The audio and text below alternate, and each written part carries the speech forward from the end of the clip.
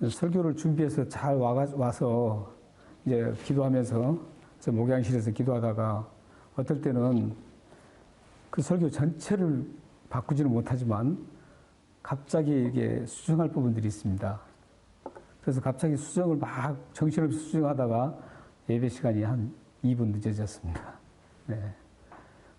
자주 있는 일은 아니지만 기도하면서 이렇게 보면 그 설교 작성했던 게 좀 다른 하나님께서 감동을 주셔서 다르게 작성할 때가 있습니다.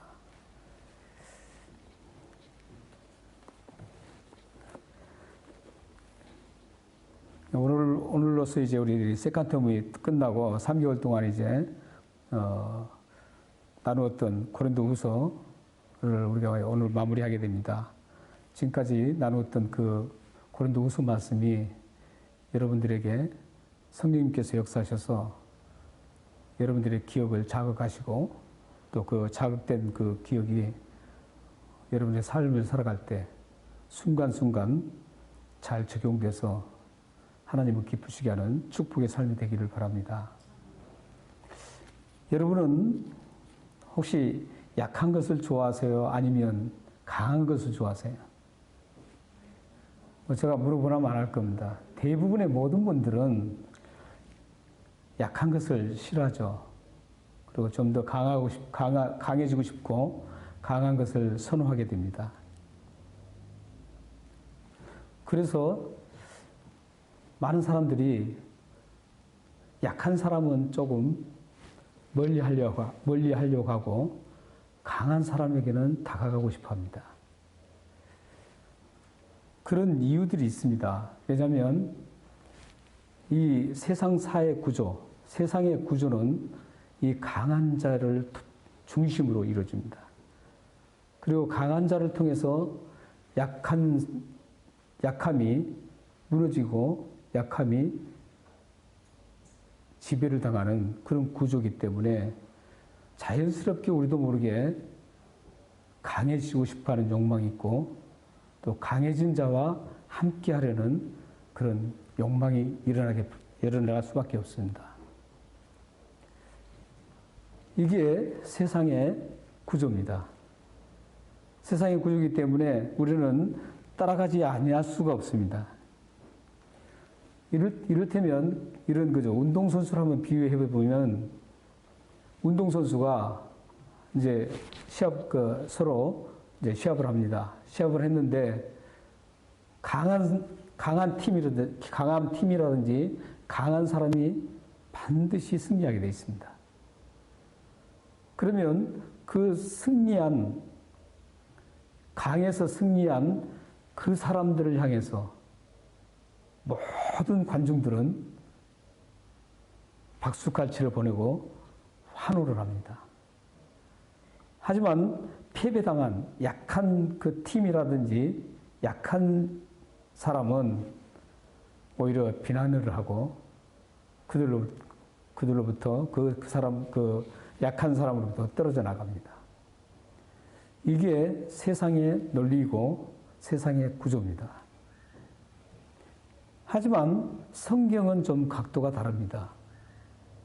그래서 우리는 예수 그리스도를 구주로 영접하고 구원받은 사람이기 때문에 그리스도인이기 때문에 우리는 세상과 다른 각도로 살아야 됩니다. 세상과 같이 간다는 이유는 같이 가려면 여러분들은 강해야 됩니다. 그리고 강한 사람과 함께 그 사람을 좋아해야 되고 그 사람을 따라가야 됩니다. 그러나 성경은 결코 그걸 허락하지 않습니다. 성경은 이 강자를 중심으로 이루어지는 것을 반대하고 있습니다. 그리스도인들은 강해지는 것보다는 약해지기를 원합니다. 그래서 오늘 본 말씀에 보면 사도 바울은 이 약함에 대해서 굉장히 긍정적이고 적극적으로 지지하고 있습니다. 그런데 사도 바울이 처음부터 그랬느냐? 그렇지 않습니다. 사도 바울은 처음부터 이 약한 것을 긍정적으로 보았느냐? 그리고 그 약한 것을 지지했느냐? 그게 아니라는 것이죠. 사도 바울은 처음에는 강한 것을 굉장히 신뢰하고 이 강한 것을 강력하게 지지했던 사람입니다. 그래서 본인도 자신의 그 강함을 가지고 그리스도인들을 핍박했습니다. 자신의 그 강한 그 모습을 가지고 심지어는 스데반을 죽일 때 핵심 역할까지 했던 사람입니다. 그래서 이 바울은 굉장히 강한 것에 굉장히 자부심을 느꼈고 강한 그 지배를, 강한 구조를 선호했던 사람입니다. 그런데 오늘 본 말씀은 이 약한 것을 긍정하고 약한 것을 지금 지지하고 있습니다. 그렇다면 어떻게 해서 이렇게 사도 바울이 변화가 됐을까요? 사도 바울이 이렇게 변화되게 한 그 원인이 이 약한 것을 긍정적으로 보게 한 그 변화된 요인이 뭘까요? 그것이 바로 오늘 7절에 말씀에 나오는 육체의 가시입니다. 육체의 가시가 사도 바울로 하여금 이 세상 구조 속에서 있었던 그 사도 바울을 하나님이 원하시는 하나님 나라의 그 질서와 하나님 나라의 그 구조 속으로 그를 이끌어갔습니다. 여러분들도 만약에 지금까지 강한 것만 추구해 왔다면 여러분들이 성경적으로 돌아서야 합니다. 그러려면 약해져야 됩니다. 사도 바울은 사실은 굉장히 강한 사람이었습니다. 어느 누가 비교해도 떨어지지 않는 그런 강한 사람이었습니다. 그런 배움도 많았고 학식도 많았고 대단했던 사람입니다. 그러나 그는 이 육체의 가시를 통해서 이 약함이 얼마나 소중한 건지, 하나님 나라의 그 질서 안에서 이 약함이 얼마나 귀중하게 사용되는지를 알았습니다. 그래서 지금 7절 말씀에 이 가시를 통해서 자신이 약한 것을 좋아하게 됐다는 것을 지금 표현하고 있습니다.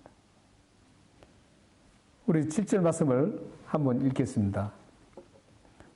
다 같이 읽겠습니다. 시작. 기술과 지극히 크므로 너무 자만하지 않게 하시려고 내 육체의 가시 곧 사탄의 사자를 주셨으니 이는 너를 쳐서 너무 자만하지 않게 하려 하심이라. 자, 그렇다면 우리는 여기서 이 육체의 가시가 뭔가, 바울에게 있어서 육체의 가시가 뭔가를 우리가 한번 생각해 봐야 합니다. 바울에게 있어서 육체의 가시는 두 가지 견해가 있습니다. 하나는 뭐냐면 그가 육체적으로 간질을 가지고 있었다. 간질이라든지 아니면 다메섹 도상에서 하나님의 그 찬란한 그 빛을 보면서 눈에 데미지를 입어서 안질이 생겨서 이 육체적으로 굉장히 힘든 삶을 살았다. 그래서 그게 육체 질병의 가시였다. 이런 견해가 한 가지입니다. 그런가 하면은 오늘 본문 말씀을 중심으로 보면 거기 보면은 육체의 가시, 즉 곧 사탄의 사자라고 이렇게 표현하고 있습니다. 그러니까 육체의 가시하고 사탄의 사자하고 좀 동등하게 지금 취급하고 있는 것이죠. 그래서 여기서 보면은 이 육체의 가시는 어떤 가시냐? 계속적으로 영적으로 이 사도 바울이 영적으로 계속적으로 성장하려는 것을 방해하는 거예요. 그리고 영적으로 성장하려고 할 때 계속적으로 유혹하고 그걸 방해하는 그런 가시. 뿐만 아니라 복음 증거를 할 때 하나님 말씀을 모든 곳에 지금 증거하러 다닐 때 그것을 증거하지 못하도록 핍박하고 괴롭히는 그런 영적 괴롭힘을 가시라고 합니다. 그게 또 하나의 견해입니다. 그런데 이 두 가지가 사실은 성경적으로 보았을 때 이 두 가지가 같이 있었다고 봅니다. 육체적으로도 굉장히 연약했던 것들이 증명이 많이 성경에서 계속적으로 말씀하고 있습니다. 뿐만 아니라 그는 어디를 가든지 계속적으로 영적인 가시가 찔려왔습니다. 그 일을 영적으로 접근하는 모든 일들을 방해하는 그런 세력들이 대단히 많았습니다. 그래서 그 세력들을 사단의 사자로까지 얘기를 합니다. 그런 것을 봤을 때 이 영적 가시도 함께 있었다는 것. 그래서 육적인 가시도 가지고 있었고 영적인 가시도 같이 가지고 있었습니다. 이 두 가지 때문에 굉장히 아파했습니다. 엄청난 고통과 힘든 시간들을 계속 보내고 있었던 겁니다. 육체적으로도 아팠고 간질했는지 모르지만 간질보다는 오히려 이 안질일 가능성이 많습니다. 그래서 이 육체적으로 그 굉장히 아픔을 가지고 있었습니다. 그리고 영적으로도 굉장히 큰 괴로움과 아픔을 가지고 있었습니다. 그 가시들이 그 생애 동안 계속 지금 가시로 찔려서 아픔을 주고 있었던 겁니다. 그래서 사도 바울이 도저히 견딜 수가 없어서 기도를 합니다. 몇 번 한다 그러죠? 3번을 기도합니다. 이 3번은 어떤 의미가 있죠. 사실 사도 바울 같은 경우는 한 번 기도해도 응답받는, 여러분 우리도 그렇지 않습니까? 믿음의 기도는 한 번만 해도 다 응답받습니다. 심지어는 마음속으로 생각하는 것까지도 하나님은 아시고 응답해 주십니다. 근데 3번 기도했다는 것은 모든 것을 완벽하게 기도했다는 그런 의미입니다. 이 가시를 제거해달라고. 자기를 짓누르고 끊임없이 고통을 주는 그 가시를 제거해달라고 3번 완벽하게 하나님 앞에 기도를 했습니다. 기도했는데 어떻게 됐습니까? 하나님이 어떻게 응답하셨죠?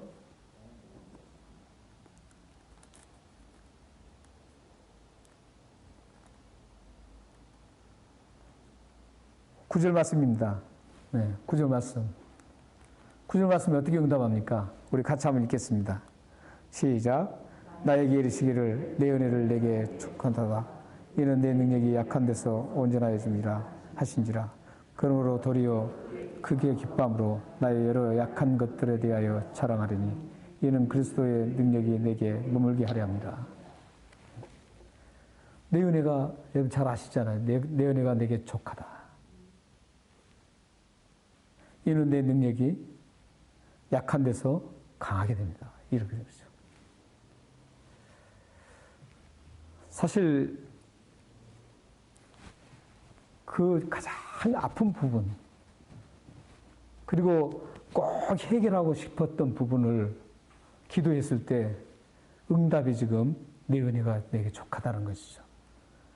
여기 내 은혜가 내게 족하다는 뜻은 어떤 의미냐면 지금 그 상태가 최상의 하나님 주신 최상의 아름다운 선물이라는 뜻입니다.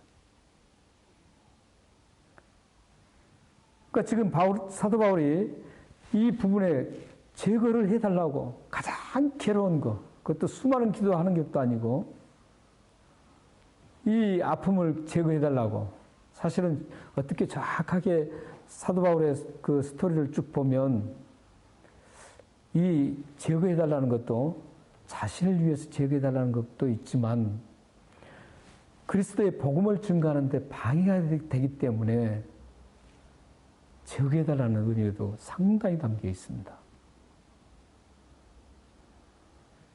그럼에도 불구하고 하나님이 지금 그게 최상의 내가 주는 선물이라는 거예요. 단순히 사도 바울 자신의 욕심에 의해서, 욕망에 의해서 그걸 기도해서 제거해달라는 것도 아니고 복음 증가하는데 도움이 안 되는 거예요. 바울이 지금 얼마나 많은 서신을 썼습니까? 눈이 안 좋으면 당시에는 더 힘들었죠. 지금 저도 오늘 지금 이렇게 지금 컨퓨즈한 거, 혼란스러웠던 것도 지금 잘 안 보여서 그랬습니다. 지금 찬양도 그렇고. 그런데 그 당시에는 불빛이라든지 모든 것 참고했을 때 눈이 안 좋으면 이걸 기록하는데 굉장히 어려움이 있었습니다. 그 안지를 육체적인 가시나 안지를 그것을 제거하려고 하는 것은 이 서신서를 쓰고 많은 곳에 하나님의 복음을 지금 보내야 되는데 그게 지금 상당히 지금 지장을 받고 있는 것이죠. 그런 선한 목적도 담겨 있었다는 거예요. 예를 들어서 사도 바울의 욕망만 채우려고 했다면 하나님께서 야, 너 은혜 그거 족하니까 그대로 살아. 이랬으면 조금 그래도 이해가 되죠. 그런데 영적인 그 가시도 역시 마찬가지였어요. 영적인 가시도 자기가 잘 먹고 잘 살려고 어떤 돈 벌려고 하는 그런 욕망 때문에 어떤 핍박을 받은 게 아니에요.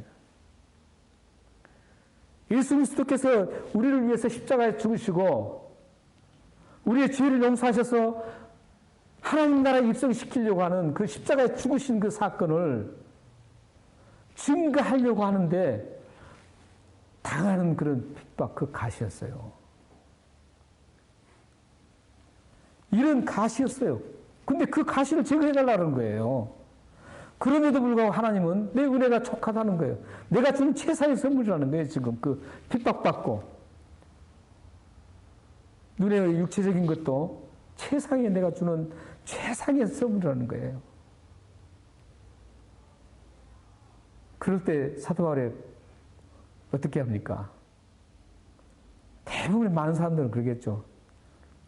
아니, 내가 나를 위해서 한 것도 아니고 내 욕망을 위해서 하는 것도 아닌데 하나님 어떻게 이럴 수가 있습니까? 이럴 수 있잖아요. 그런데 하나님은, 이 바울은 그렇지 않습니다.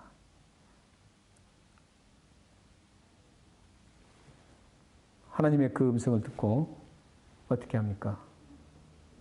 크게 기뻐했다 그래요. 그냥 기쁜 게 아니고 크게 기뻐했다라는 것. 그리고 어떻게 합니까? 자랑했다 그럽니다. 약함을. 여러분들에게도 하나님의 일을 위해서 기도하는데 안 들어올 경우에 응답이 없을 경우도 있죠. 사도 바울도 보면 차라리 응답을 하지 않고 기다려준다면 희망이 나올 때 있겠죠. 언젠가 되게 응답을 해주시겠지. 제어해 주시겠지. 이런 희망이라도 있죠.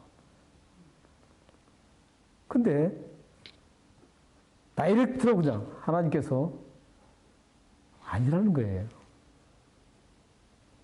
그 제어시켜주지 않고 그 자체가 하나님의 최상의 선물이라고 이렇게 말씀하는 겁니다. 여러분에게도 만약에 하나님께서 여러분들이 답답한 그 기도 제목들, 지금 난관에 처해 있는 그 어려운 것들, 앞이 캄캄하고 막막한 그런 상황들, 이런 상황들을 놓고 보면 사실 그 상황들은 여러분을 위한 거잖아요. 바울과의 차원이 틀리죠. 하지만 하나님은 그런 것도 다 응답해 주세요. 그런데 하나님께서 만약에 그걸 계속 응답 안 해주시고 계속 딜레이 된단 말이죠. 딜레이가 계속돼요. 그럼 여러분들은 어떤 감정이 일어나겠어요? 지칠 수 있고, 하나님 살아계신가? 살아계신다면 이것도 응답 안 해주시나? 이렇게 나오겠죠. 그렇게 해서는 안 된다라는 거예요, 지금.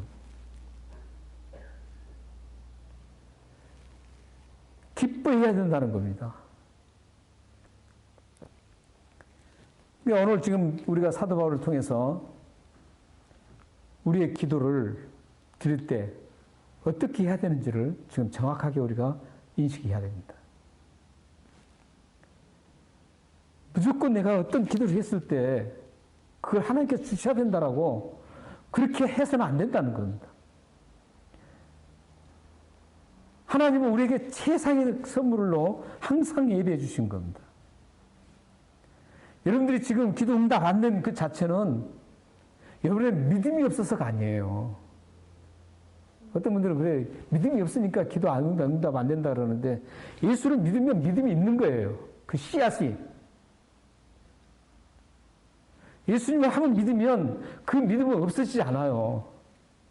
그게 로마서의 그런 성경적인 거예요. 한 번 구원받은 사람은 영원히 구원받는 겁니다. 왜냐하면 항상 제가 강조한 것처럼 이 구원은 성령님이 우리 마음속에 임재했을 때 이루어지는 거예요. 성령님께서 우리 마음에 임재해서 우리로 하여금 예수 그리스도를 구주로 시인할 수 있도록 해주시는 거예요. 믿을 수 있도록 해주시는 거예요.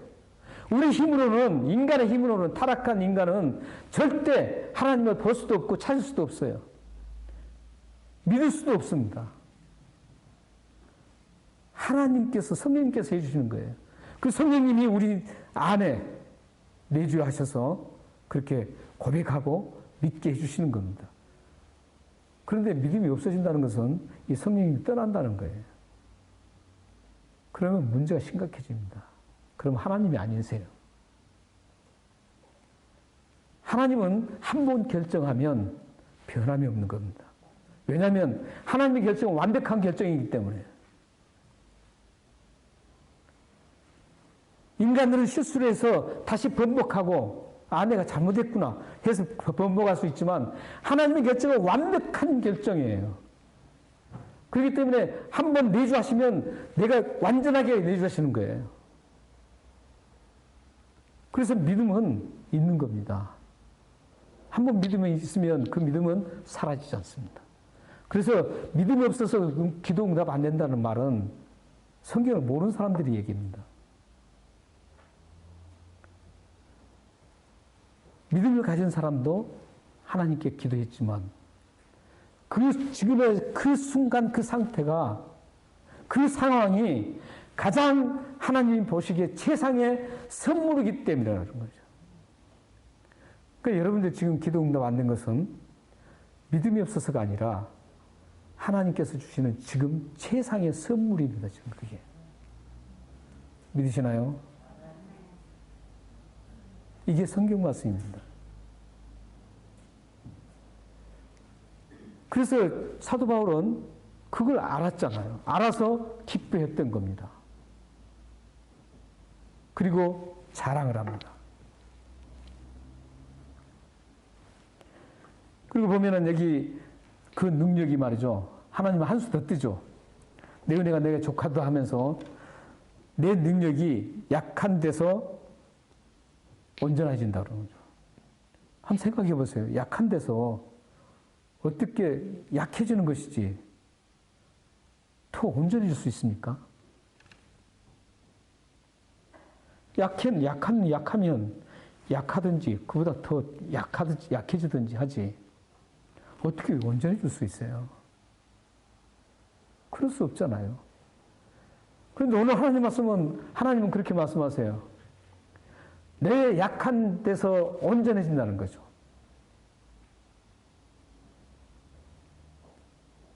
내 약한 데서 온전해진다고 그래요. 그 말을 듣고 사도 바울은 크게 기뻐하고 자신의 그 약한 것들을 자랑합니다. 근데 또 놀라운 것은 자신의 약한 것을 처음에는 기도할 때 가시 육체 그 하나만 약한 줄 알았습니다. 그래서 그걸 놓고 기도했습니다. 그런데 오늘 보면 보세요. 여러 약한 것들. 나의 이제 여러 약한 것들을 보게 된 겁니다. 자신이 이 육체의 가시만은 약한 걸로 생각하고 하나님 앞에 기도를 했어요. 기도를 했는데 하나님의 그 응답을 듣고 영적으로 확 깨어난 게 뭐냐면, 나의 모든, 나의 총체적으로 나는 약하구나. 이걸 깨달은 겁니다, 이게. 자신의 성품은 약하다는 걸 알았고, 자신의 인품도 약하다는 것을 알았고, 자신의 그 철철 넘치는 교만했던 그 지식도 약하다는 것을 알았습니다. 서슬퍼르게 자기가 가지고 있던 율법주의, 그 서슬퍼르게 가지고 그 율법을 가지고 휘둘렀던 그 대단한 자기의 그 강함도 약하다는 것을 깨닫게 됩니다. 육체의 가시만 약한 것이 아니라 이제 자기가 가지고 있는 모든 것들, 여러 가지들이 이제 약한 것을 깨닫게 된 겁니다. 이제 그 약한 것들을 자랑하라는 겁니다. 그 자랑한 이유가 뭔지 아세요? 기뻐한 이유가. 보면, 9절 보십시오. 9절 그 하반절 부분. 거기 보면, 이는 그리스도의 능력이 내게 머물게 하기 위해서입니다. 약해야만 그리스도의 능력이 우리에게 머문다는 겁니다. 그러니까 강하면 반대로 한번 생각해 보세요. 강하면 그리스도의 능력이 머물지 않는다는 것이죠. 이게 세상과 하나님 나라가 다른, 하나님 나라 질서가 다른 겁니다. 세상은 무조건 강해야 돼요. 그러면 더 강해질 수가 있어요. 돈이 많아야만 돈을 벌 수 있는 확률이 높습니다. 강해야만 더 강해질 수 있습니다. 그런데 하나님 나라의 질서는 그게 아니에요. 약해야만 강해지는 겁니다. 왜냐? 그리스도의 능력이 머물러서 강하게 되는 겁니다.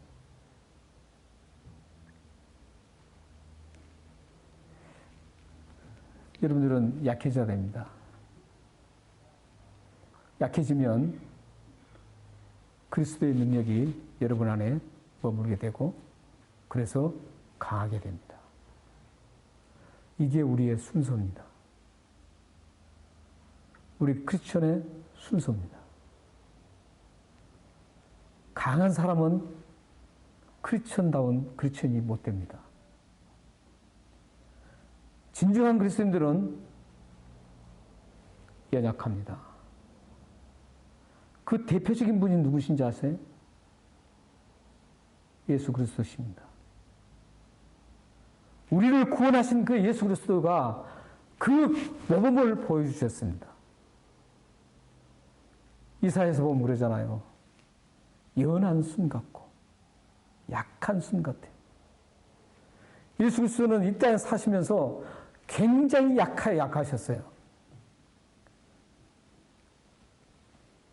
심지어는 약할 뿐만 아니라